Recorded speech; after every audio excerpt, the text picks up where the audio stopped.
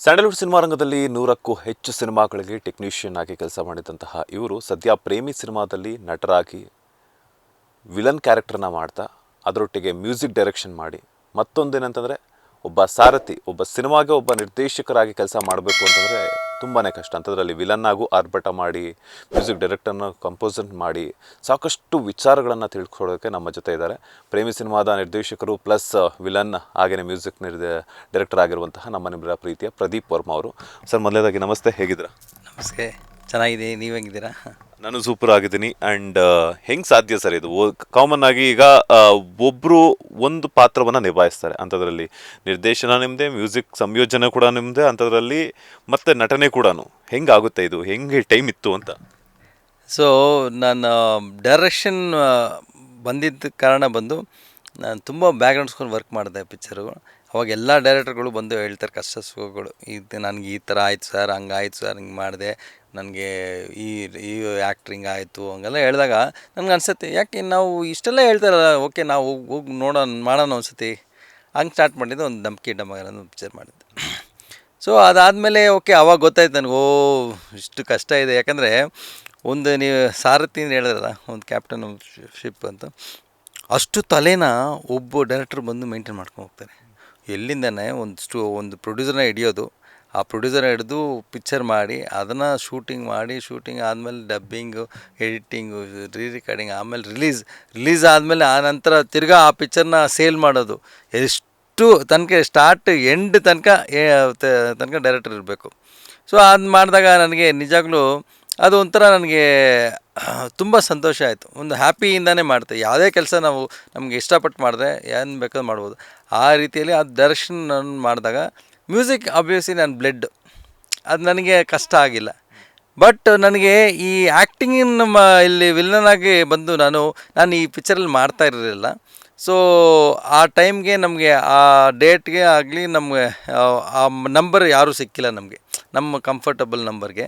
So okay, ನಾವು ಏನು ಮಾಡಿದ್ವಿ, ನಮ್ಮ ಡೈರೆಕ್ಷನ್ ಎಲ್ಲ ಇಲ್ಲೇ ಸರ್ ನೀವು ಮಾಡಿ ವಿಲನಾಗಿ. ಓಕೆ, ಹೌದಾ ಸರಿ, ನಾನು ಪ್ರೊಡ್ಯೂಸರ್ನ ಕೇಳಿದೆ. ಓಕೆ, ನೀವು ಮಾಡಿ, ಬಟ್ ನೀವು ಹೆಂಗೆ ಈ ಕ್ಯಾರೆಕ್ಟ್ರೆಲ್ಲ ಹೆಂಗೆ ಇದು ಮಾಡ್ತೀರಾ ಅಂತ. ಅದು ಬಿಡಿ, ನಾನು ಮಾಡ್ತೀನಿ, ಮ್ಯಾನೇಜ್ ಮಾಡ್ತೀನಿ ಅಂತ ಹೇಳಿ ನಮ್ಮ ಟೀಮಾಗಿ ತುಂಬ ಚೆನ್ನಾಗಿ ಸಪೋರ್ಟ್ ಮಾಡೋದು. ಸೊ ಅದರಿಂದ ಯಾವುದೇ ಒಂದು ವಿಷಯ ಹೇಳ್ತಿರಲ್ಲ, ಇಷ್ಟಪಟ್ಟು ಮಾಡಿದ್ರೆ ಎಷ್ಟು ಕಷ್ಟ ಆದರೂ ಮಾಡಿಬಿಡ್ಬೋದು. ಅಷ್ಟರಲ್ಲೂ ನನಗೆ ಈ ಪಿಕ್ಚರ್ ಮಾಡುವಾಗ ಸೆಕೆಂಡ್ ಶೆಡ್ಯೂಲ್ ಮಾಡುವಾಗ ಗೋಕರ್ಣದಲ್ಲಿ ಹಾರ್ಟ್ ಅಟ್ಯಾಕ್ ಆಯಿತು.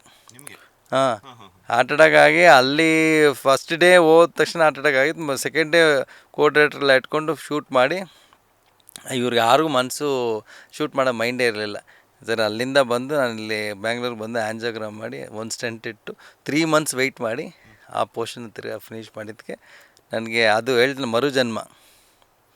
ಅದೊಂದು ಹೆಂಗಂದರೆ, ನನ್ನ ನಂಬ್ಕೊಂಡು ಬಂದಿದ್ದಾರೆ ದೇವರೇ, ನಾನು ಈ ಪಿಕ್ಚರ್ನ ಮುಗಿಸ್ಕೊಟ್ಬಿಡ್ತೀನಿ, ಆಮೇಲೆ ಏನು ಬೇಕಾದ್ರೆ ಆಗಲಿ ಅದೇನು ಬೇಡ್ಕೊಂಡಿದ್ದು.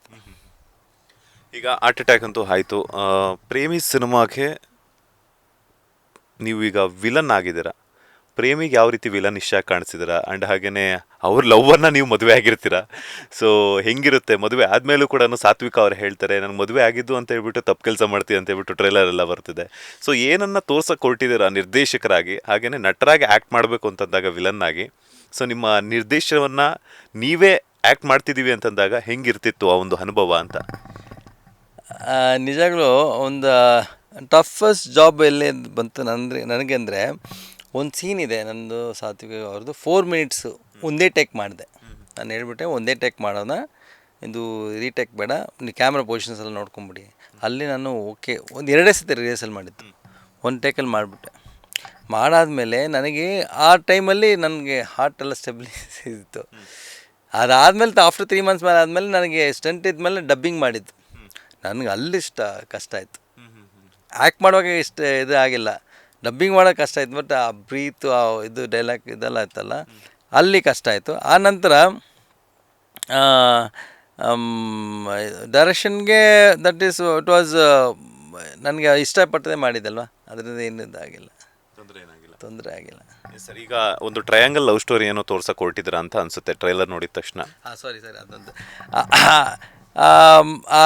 ನನ್ನ ಹೇಳಿದ್ರಲ್ಲ, ಇವಾಗ ನನ್ನ ಮದುವೆ ಆಗಿತ್ತು ಆದರೂ ಇವ್ರೆಲ್ಲ ಇಷ್ಟಪಡ್ತಾರೆ ಅಂತ ಹೇಳಿದಾಗ, ಸೊ ಇವಾಗ ನಾವು ಇದು ಒಂದು ಎಲ್ಲರ ಮನಸ್ಸಲ್ಲೂ ಒಂದು 90s ಇರ್ತಾರೆ, 90s ಮನ್ಸ್ ಇರುತ್ತೆ, ಆ ಒಂದು ಪ್ಯೂರ್ ಒಂದು. ಇವಾಗ ಜೆನ್ಸಿ ಬೇರೆ ಇದೆ, ಸೊ ಎಲ್ಲ ಮಿಕ್ಸ್ ಮಾಡಿ ಮಾಡಿದ್ರೇ ಈ ಇವಾಗ ಜನ್ರೇಷನ್ ಟಚ್ ಮಾಡ್ಬೇಕಾಗತ್ತೆ ಅಂತ ಅದನ್ನ ಅಡಾಪ್ಟ್ ಮಾಡಿ ಮಾಡಿರೋದು. ಸೊ ಪಿಕ್ಚರ್ ನೋಡಿದಾಗ ನಿಮ್ಗೆ ಏನಂತ ಅರ್ಥ ಆಗತ್ತೆ ಅದು. ಈಗ 90 ಕಿಡ್ಸ್ಗೂ ನೋಡುವಂಥ ಸಿನಿಮಾ, ಜೆನ್ಸಿ ಕಿಡ್ಗೂ ನೋಡುವಂತಹ ಸಿನಿಮಾ ಆಗಿದೆ ಅಂತ ಪ್ರೇಮಿ. ಈಗ ಪ್ರೇಮಿ ಅನ್ನುವಂಥದ್ದು ಯಾಕೆ ಈಗ ಸಾತ್ವಿಕ್ ಅವ್ರ ಹಿಂದೆ ಬೀಳ್ತಿರ್ತಾರೆ ಅಂತ ಮದುವೆ ಆದ್ಮೇಲೂ ಕೂಡ? ಅದು ನೀವು ಚಿತ್ರ ನೋಡಿದ್ರೇ ಗೊತ್ತಾಗತ್ತೆ, ನಾವು ಹೇಳಿದ್ರೆ ಹೆಂಗೆ. ಅದಕ್ಕೆ ಅಷ್ಟಕ್ಕೂ ನಾವೇನು ಮಾಡಿದ್ವಿ, ಟ್ರೈಲರ್ ಕಟ್ ಮಾಡುವಾಗ ನಾನು ಅದನ್ನೇ ಇರಬೇಕು, ಲಾಸ್ಟ್ ಎಂಡ್ ಶಾರ್ಟಲ್ಲಿ ನೋಡಿ ಹೀರೋ ಇಬ್ರಿಗೂ ತಾಳಿ ಕಟ್ಟೋ ಥರ ಇಟ್ಟಿದ್ವಿ. ಅದು ಯಾರು ಕಟ್ತಾರೆ ಅಂತ ಪಿಕ್ಚರ್ ಬಂದು ಲಾಸ್ಟ್ ಎಂಡ್ ಶರ್ಟ್ ಅಲ್ಲೇನೋ ಇಬ್ರಿಗೂ ತಾಳಿ ಕಟ್ಟೋ ಥರ ಇಬ್ರು ಮದುವೆ ಹೆಣ್ಣಿನ ಗೆಟಪ್ಪಲ್ಲಿ ಇರ್ತಾರೆ. ನೀವು ಆಲ್ರೆಡಿ ಸಾತ್ವಿಕ್ ಅವ್ರನ್ನ ಮದುವೆ ಆಗಿರ್ತೀರಾ. ಅದು ಕನಸಾ ನನಸಾ ಅಥವಾ ಯಾವ ಕಡೆಯಿಂದ ಬರುತ್ತೆ, ಹೆಂಗೆ ಬರುತ್ತೆ ಅಂತ ಹೇಳ್ಬಿಟ್ಟು ಟ್ರೈಲರ್ ನೋಡಿರುವಂಥ ವೀಕ್ಷಕರಿಗೆ ಒಂದು ಯಕ್ಷ ಪ್ರಶ್ನೆಯಾಗಿ ಕೊರಿತಾ ಇದೆ. ಸೊ ಏನು ಹೇಳ್ತೀರಾ ಈಗ? ಆ ಟ್ರೈಲರ್ ಕ್ಲಾರಿಫೈ ಬೇಕಂದರೆ ದಯವಿಟ್ಟು ಪಿಕ್ಚರ್ 3ನೇ ತಾರೀಕು ಬಂದು ನೋಡಿ, ಕ್ಲಾರಿಫೈ ಇರುತ್ತೆ. ಹಾಗೆಯೇ ಎಲ್ಲೆಲ್ಲಿ ಶೂಟ್ ಮಾಡಿದ್ರಿ, ಹೆಂಗಿತ್ತು ಅನುಭವ? ಗೋಕರ್ಣದಲ್ಲಂತೂ ಹಾರ್ಟ್ ಅಟ್ಯಾಕ್ ಆಯಿತು ಸೆಕೆಂಡ್ ಶೆಡ್ಯೂಲಲ್ಲಿ. ಅದಾದ ನಂತರ ವಾಟ್ ನೆಕ್ಸ್ಟು ಏನು ಅಂದ್ಕೊಂಡಿದ್ದೀರಾ? ನೀವು ಹೇಳ್ತಿದ್ರಿ ಈ ಕೆಲಸವನ್ನು ಮುಗಿಸ್ಬಿಟ್ಟು ಈ ಸಿನಿಮಾವನ್ನು ಮುಗಿಸ್ಕೊಟ್ಬಿಟ್ರೆ ಸಾಕು ಅಂತ ಇದ್ರಿ. ಸೊ ಇವತ್ತು ಗಟ್ಮುಟ್ಟಾಗಿ ನಿಮ್ಮ ಆಯುಷೆಲ್ಲ ಚೆನ್ನಾಗಿದೆ, ಇನ್ನೊಂದಷ್ಟು ಸಿನಿಮಾಗಳು ಮಾಡೋದಕ್ಕೆ ದೇವರು ಧೈರ್ಯ ಕೊಟ್ಟಿದ್ದಾರೆ, ಅದ್ರ ಜೊತೆಗೆ ಆಯುಷ್ಯ ಕೊಟ್ಟಿದ್ದಾರೆ. ಸೊ ಅದಾದ ನಂತರ ನಿಮ್ಮ ಲೈಫೆಲ್ಲ ಏನೆಲ್ಲ ನಡೀತಾ ಇತ್ತು ಅಂತ? ಇಲ್ಲ, ನನಗೆ ನಿಜಾಗ್ಲೂ ಆ ಒಂದು ಕ್ಷಣ ತುಂಬ ಶಾಕ್. ನನಗೆ ಯೋಚನೆ ಮಾಡಿದ್ದು, ಅಯ್ಯೋ ಈ ಪಿಕ್ಚರ್ ನಾನು ಹಿಂಗಾಗ್ಬಿಟ್ರೆ ಈ ಪಿಕ್ಚರ್ ಹೆಂಗೆ ಮುಗಿಸೋದು, ಯಾಕಂದರೆ ಕೆಲವೊಂದು ಲೂಪ್ ಹೋಲ್ಸ್ ನನಗೆ ಗೊತ್ತಾಗುತ್ತೆ ಇದನ್ನ ಹೆಂಗೆ ಫಿನಿಷ್ ಮಾಡ್ಬೇಕಂತ. ಹಂಗೂ ನನಗೆ ಅಲ್ಲಿ ಒಂದು ಸೀನ್ ಮಾಡಿದ್ನ ಇಲ್ಲಿ ಬಂದು ಆಫ್ಟರ್ 3 ಮಂತ್ಸ್ ನೋಡಿದಾಗ ಆ ಸೀನ್ ನನಗೆ ಇಷ್ಟ ಆಗಿಲ್ಲ. ನನ್ನ ತಿರ್ಗಾ ರೀಶೂಟ್ ಇತ್ತು. ಸೊ ಆ ಸೀನ್ ಮತ್ತೊಮ್ಮೆ ಇನ್ನೊಂದು ಸತಿ ಮಾಡಿದೆ. ಆವಾಗ ಅದೇ ಸೀನ್ನ ಹೀರೋ ಆಮೇಲೆ ಇವರು ಶೋಭಿತಾ ಅವರು ಇಬ್ಬರು ಒಂದೇ ಟೇಕಲ್ಲಿ ಮಾಡಿದ್ರು, ಅದು ತುಂಬ ಚೆನ್ನಾಗಿ ಬಂತು. ಸೊ ಅದು ಒಂದು ಇದ್ದಾಗ ನನಗೆ ದಟ್ ಇಸ್ ಆಲ್ ಪ್ಲಸ್ ಅಂತ ಹೇಳ್ಬೋದು. ಆ ಥರ ಇದಾಗಿತ್ತು. ಈಗ ಇನ್ನೊಂದೇನಂತಂದರೆ ಏಪ್ರಿಲ್ 3ಕ್ಕೆ ರಿಲೀಸ್ ಆಗ್ತಾ ಇದೆ ಪ್ರೇಮಿ ಸಿನಿಮಾ. ಸೊ ಕೆಳಗಡೆ ಕ್ಯಾಪ್ಷನಲ್ಲಿ ಇನ್ನೊಂದು ಕೊಟ್ಟಿದ್ರೆ ಟ್ರೂ ಲವ್ ಫೈಂಡ್ಸ್ ಯು ಅಂತ ಹೇಳ್ಬಿಟ್ಟು. ಸೊ ನಿಮ್ಮ ರಿಯಲ್ ಲೈಫ್ನಲ್ಲಿ ನಡೆದಿರುವಂಥದ್ದನ್ನೇ ಏನಾದರೂ ಟ್ರೂ ಲವ್ ಇನ್ಸಿಡೆಂಟ್ನೇ ಏನಾದರೂ ಪ್ರೇಮಿ ಸಿನಿಮಾವನ್ನು ಒಂದು ತೋರಿಸೋದಕ್ಕೆ ಹೊರಟಿದ್ದೀರಾ ಅಂತ? ಇಲ್ಲ, ಇದು ಬಂದು ಕತೆ ಬಂದು ಅವರು ಅದ್ವಿಕ್ ಅವರು ತಾಯಿ ಕೊಟ್ಟಿರೋ ಕತೆ. ಆ್ಯಕ್ಚುಲಿ ನಾನು ಫಸ್ಟಾಗಿ ಈ ಪಿಕ್ಚರ್ಗೆ ಮ್ಯೂಸಿಕ್ ಡೈರೆಕ್ಟ್ರಾಗಿ ಬಂದಿದ್ದು. ಸೊ ಆ ನಂತರ ಕೆಲವೊಂದು ವಿಷಯದಲ್ಲಿ ಏನೋ ಆಯಿತು ಅಂತ ಇದಾಗಿ ಬಿಟ್ಟೋಗಿ ಆಮೇಲೆ ನನಗೆ ಕೇಳಿದ್ರು ಈ ಥರ ಡೈರೆಕ್ಷನ್ ಮಾಡಿ ಅಂತ ಕೇಳಿದ್ರು. ನಾನು ಹೇಳಿದೆ ಆ ಕತೆ ಮಾಡಲ್ಲ, ನಾನು ಬೇರೆ ಕತೆ. ನಾನು 2 ಕತೆ ಬೇರೆ ಹೇಳಿದೆ, ಒಂದು ಥ್ರಿಲ್ಲರ್ ಕತೆ ಹೇಳಿದೆ, ಇನ್ನೊಂದು ಲವ್ ಕಮ್ ಥ್ರಿಲ್ಲರ್ ಹೇಳಿದೆ. ಹೌದು, ಯಾವುದೂ ಒಪ್ಪಿಲ್ಲ. ಸರಿ, ನಾನು ಮುಗಿಸ್ಕೊಂಡ್ಬಿಟ್ಟು ಸರಿ ನಾನು ಒಂದಿನ ಟೈಮ್ ಕೊಡಿ, ನೆಕ್ಸ್ಟ್ ದಿನ ಬನ್ನಿ ಇನ್ನೊಂದು ಕತೆ ಹೇಳ್ತೀನಿ. ಬಂದಾಗ ನಾನು ಕತೆ ಏನು ಹೇಳಿ ಅಂತ ಕೇಳಿ, ನಾನು ಹೇಳಲ್ಲ, ನಿಮ್ಮ ಹತ್ರ ಒಂದು ಕತೆದಲ್ಲಿ ಹೇಳಿ ಅಂತ ಹೇಳಿದಾಗ ಅವರು ಈ ಥರ ಒಂದು ನಾಟಿದೆ ಸರ್ ನೋಡಿ ಅಂತ ಅವರು ಒಂದು ರಿಯಲ್ ಕತೆನ ಹೇಳಿದ್ದು. ಸೊ ಅವ್ರನ್ನ ಅವ್ರದ್ದು ಒಂದು ರಿಯಲ್ ಇನ್ಸಿಡೆನ್ಸ್ ಆಗಿರೋದನ್ನ ಇದು ಮಾಡಿ ಅದನ್ನ ಸಿನಿಮ್ಯಾಟಿಕ್ ಆಗಿ ಚೇಂಜ್ ಮಾಡಿ ವರ್ಕ್ ಮಾಡಿದ್ದು. ನೆಕ್ಸ್ಟ್ ಪ್ರದೀಪ್ ವರ್ಮಾ ಅವರ ಆ್ಯಕ್ಷನ್ ಕಟ್ಟಿ ಯಾವ ಸ್ಟಾರ್ ನಟನಿಗೆ ಸ್ಯಾಂಡಲ್ವುಡ್ಡಲ್ಲಿ ಅಂತ? ಎಲ್ರಿಗೂ ತುಂಬ ಆಸೆ ಇರುತ್ತೆ ಒಂದು ಸ್ಟಾರಲ್ಲಿ ದರ್ಶನ ಮಾಡಬೇಕು ಅಂತ. ನನಗೆ ಆ ಟೈಮಲ್ಲಿ ಪುನೀತ್ ರಾಜ್ಕುಮಾರ್ ಸರ್ ಅವ್ರಿಗೆ ಆಸೆ ಇತ್ತು ಮಾಡಬೇಕು. ಯಾಕಂದರೆ ಆವಾಗ ನಾನು 2 ಸಾಂಗ್ದು ವಾಯ್ಸ್ ಮಿಕ್ಸ್ ಅವ್ರ ಮನೇಲಿ ಒಂದು ಸತಿ ವರ್ಕ್ ಮಾಡಿದ್ದೆ, ಆಮೇಲೆ ನಂತರ ಅವ್ರ ಆಫೀಸಲ್ಲಿ ಮಾಡಿದ್ದೆ, ಆಮೇಲೆ ಲಾಸ್ಟ್ ಒಂದು ಬರ್ಡೇಗೆ ಅವ್ರಿಗೆ ಸಾಂಗು ಮಾಡಿಕೊಟ್ಟೆ, ನಮ್ಮಪ್ಪ ಅವರು ಅಂತ ಒಂದು. ಸೊ ಅದು ನನಗೆ ತುಂಬ ಇಷ್ಟ ಅವ್ರಿಗೆ ಮಾಡಬೇಕಂತ. ಬಟ್ ಗಾಡ್ ಗ್ರೇಸ್ ಏನೋ ಆಯಿತು. ಸೊ ತುಂಬ ಆಸೆ ಇದೆ ನಮ್ಮ ಶಿವಣ್ಣ ಅವ್ರಿಗೆ, ಆಮೇಲೆ ಸುದೀಪ್ ಸರ್ಗೆ, ದರ್ಶನ್ ಸರ್ಗೆ, ಎಲ್ಲರಿಗೂ ಆಸೆ ಮಾಡಬೇಕು. ಬಟ್ ಆ ಸ್ಟೆಪ್ನ ಇದೆಲ್ಲ ನಾವು ಮಾಡಬೇಕಂದ್ರೆ ನಿಮ್ಮ ಕೈಲಿ ಆಗುತ್ತೆ. ಯಾಕಂದರೆ ಒಂದೇ ಒಂದು ಹೆಂಗಂದರೆ ಇಷ್ಟು ಚಿಕ್ಕದಾಗೆ ಒಂದು ಹೊಸಬ್ರು ಇಟ್ಕೊಂಡು ಒಂದು ವರ್ಕ್ ಮಾಡಿದ್ದೀವಿ ಪ್ರೇಮಿ ಅಂತ. ಅದನ್ನು ಗೆಲ್ಲಿಸಿದ್ರೇ ನಾವು ಇವರೆಲ್ಲ ಟಚ್ ಆಗೋದು. ಇವಾಗ ಎಲ್ಲರೂ ನಮ್ಮ ವರ್ಕ್ ಬಗ್ಗೆ ಗೊತ್ತು, ಬಟ್ ಜನ ಗೊತ್ತಾಗಬೇಕಲ್ಲ. ಅವ್ರಿಗೆಲ್ಲ ಗೊತ್ತು ನಾನು ವರ್ಕ್ ಏನು ಮಾಡ್ತೀನಿ ಅಂತ, ಬಟ್ ಜನ ಒಪ್ತಿರೋದು ಮಾತ್ರ ನಮ್ಮನ್ನು ತೊಗೊಳ್ಳೋದು. ಸೊ ಜನ ಕೈಲಿದೆ ಮಾಡೋದು. ಪ್ರೇಮಿ ಸಿನಿಮಾಗಂತೂ ಆದಿನೂ ನೀವೇ, ಅಂತ್ಯನೂ ನೀವೇ, ಅಂದರೆ ಸಾರಥಿನೂ ನೀವೇ, ವಿಲನ್ನೂ ನೀವೇ ಆಗಿದ್ದೀರಾ. ಸೊ ನೆಕ್ಸ್ಟು ಪ್ರದೀಪ್ ವರ್ಮಾ ಅವರು ನಟರಾಗಿ ಮುಂದುವರಿತಾರಾ, ಮ್ಯೂಸಿಕ್ ಡೈರೆಕ್ಟರ್ ಆಗಿ ಮುಂದುವರಿತಾರಾ, ಅಥವಾ ಇಲ್ಲಾಂದರೆ ನಿರ್ದೇಶಕರಾಗಿ ಕಂಟಿನ್ಯೂ ಆಗ್ತಾರಾ ಅನ್ನೋವಂಥದ್ದು? ಮ್ಯೂಸಿಕ್ ಅಂತೂ ಬಿಡಲ್ಲ, ಮ್ಯೂಸಿಕ್ ಮಾಡ್ತೀನಿ. ಇವಾಗ ಜನ ಹೆಂಗೆ ಅಕ್ಸೆಪ್ಟ್ ಮಾಡ್ತಾರೆ ಅದನ್ನ ಡಿಪೆಂಡ್ ಮಾಡ್ಕೊಂಡು ಹೋಗ್ತೀನಿ. ಓಕೆ, ಈಗ ಐ ಥಿಂಕ್ ಫಸ್ಟ್ ಇದೇ ಸಿನಿಮಾದಲ್ಲಿ ಆ್ಯಕ್ಟ್ ಮಾಡಿರೋದು ಅಂತ ಅನಿಸುತ್ತೆ. ಇಲ್ಲ, ಮಾಡಿದ್ದೀನಿ, ಪಿಕ್ಚರ್ ಮಾಡಿದ್ದೀನಿ, 4ನೇ ಪಿಕ್ಚರ್. ಫಸ್ಟು ಒಂದು ವಂಡರ್ಫುಲ್ ಜರ್ನಿ ಅಂತ ಒಂದು ಮಲಯಾಳಮಲ್ಲಿ ಅವಾಗ ಸ್ಟಾರ್ಟ್ ಮಾಡಿದ್ದು, ಮಲಯಾಳಮಲ್ಲಿ. ಆನಂತರ ಡಮ್ಕಿ ಡಮಾರ್ ಅಂತ, ಆಮೇಲೆ ಇನ್ನೊಂದು ಅಡಚಣೆಗಾಗಿ ಕ್ಷಮಿಸಿ ಅಂತ, ಇನ್ನೊಂದು ಪಿಕ್ಚರ್ ಆಲ್ರೆಡಿ ಇವಾಗ ಮುಗ್ದಿದೆ, ಒಂದು ಕುರುಡು ಕಾಂಚನ ಅಂತ.